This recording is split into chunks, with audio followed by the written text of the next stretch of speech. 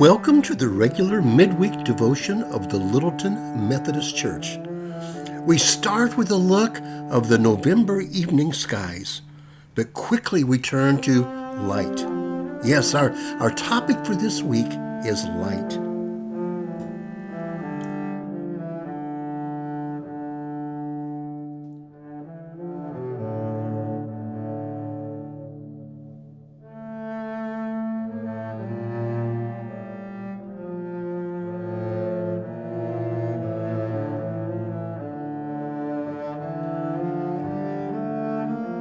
It is a gorgeous, warm fall afternoon. The leaves are gorgeous, and I'm so glad that you came to join us here for our midweek devotion idea. Just a thought to kind of hang your hats on and chew on today. Thanks for coming. Here's the question I have for you today. It is 2:45. Okay. The question is it 2:45 p.m. in the middle of the afternoon, or is it 2:45 a.m. in the early morning hours? What do you think? How do you know?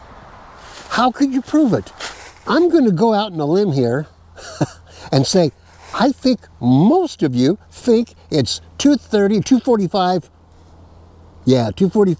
in the afternoon. And why? Because it's daylight. You can see things, but how would you prove it? I mean, have you ever really thought about whether or not there was such a thing as light? I mean, you can't see it. You really can't. You can't hold it in your hands. I've got a highway close to me. I'm thinking we're going to have a lot of trouble with trucks and stuff. But as I was saying, you can't see it. You can't hold it in your hands. You can't weigh it. You can't measure it. You can't taste it. You can't smell it. I mean, I suppose if you had the right instruments, you could measure light. But for most of us, it's something we can't see, we can't touch, we can't feel. I mean, light itself, what makes you think it's really there? I'm going to try to get a little farther away from that highway to have a little bit less noise. Now, before you think I'm just goofy and I've lost it today, saying you can't, how can you see light? How can you know light's there?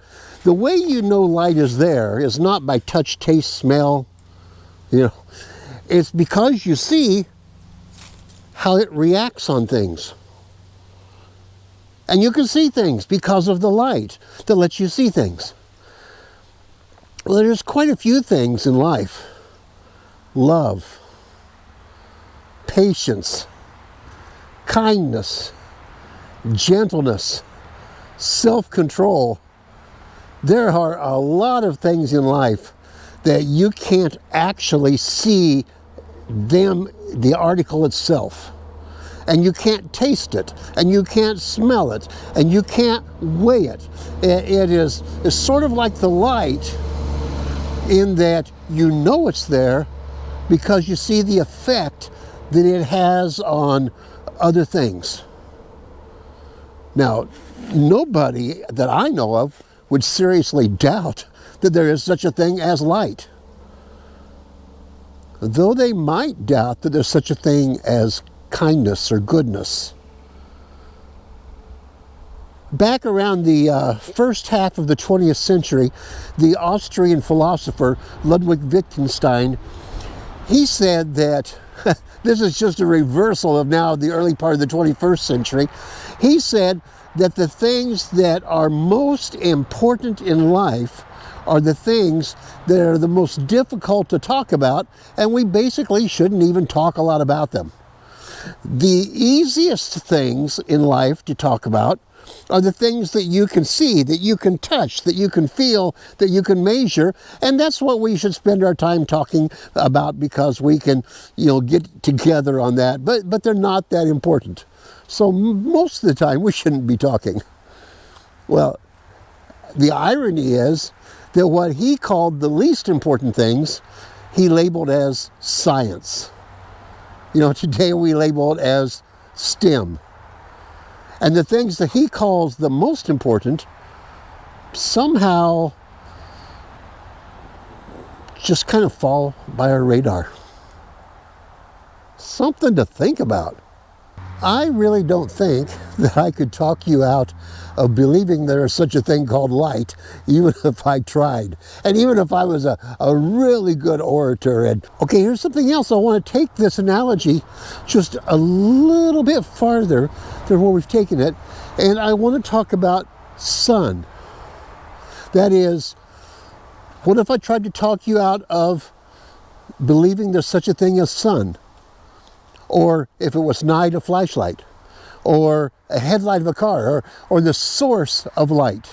If I just told you light just was there, and we can't measure it or touch it or feel it or anything, but we see what it does off of how it reflects off other things.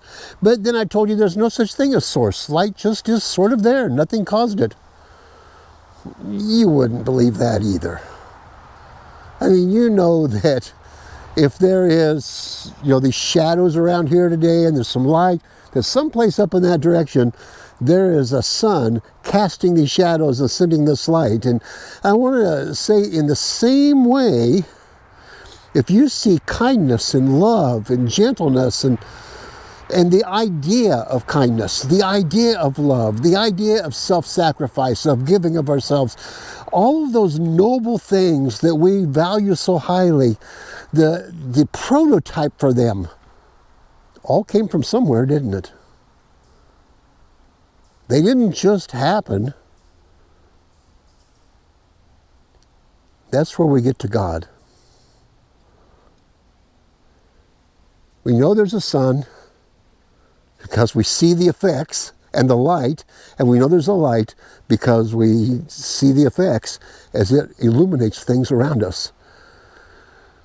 We know there's a source to kindness and goodness and nobility, and just like the sun illuminates this area,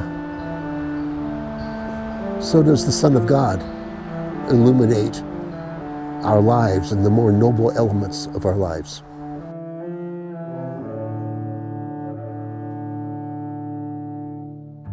Another week's half over, and a beautiful week it is.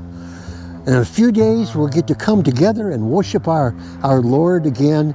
And until then, the next few days, may God bless you, and may God shine His light through you into the world around, so that people will know that there is God because they see the difference in your lives.